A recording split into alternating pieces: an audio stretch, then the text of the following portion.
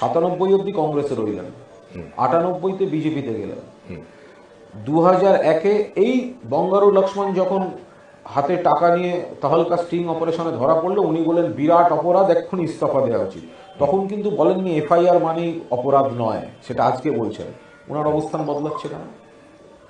নরেন্দ্র মোদী ওই রাইটিং এর পর যখন চিফ মিনিস্টার হয়েছেন, মমতা দি তখন উডল্যান্ডস নার্সিংহোমে ভর্তি, উনি ফুল পাঠিয়েছিলেন, অভিনন্দন বার্তা পাঠিয়েছিলেন। আমার বাইলাইন স্টোরি ছিল আজকাল এক্সক্লুসিভ, ঠিক আছে?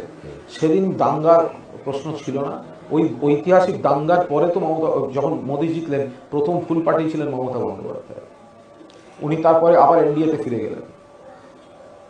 2001-এ কংগ্রেসের সঙ্গে জোট করে ফেল করলেন, 2004-এর আগে ফিরে গেলেন। দপ্তরহীন মন্ত্রী হিসেবে ওনাকে ফেলে রেখে দিয়েছিল দীর্ঘদিন, শেষে কোল মিনিস্টার করেছিল। যেই হারলেন আবার ছেড়ে কংগ্রেসে গেলেন। 2009 তিনি কংগ্রেসের সঙ্গে জোট করলেন, 2011 আসার পর আবার কংগ্রেসের জোট থেকে বেরিয়ে গেলেন। তাহলে মমতা সম্পর্কে যে ব্যক্তির নিজস্ব মূল্যায়ন সিচুয়েশনের প্রতি ক্রমশ বদলাতে থাকে, ফলে তার সম্পর্কে মূল্যায়নটাও তো তোমার বদলাতে থাকবে।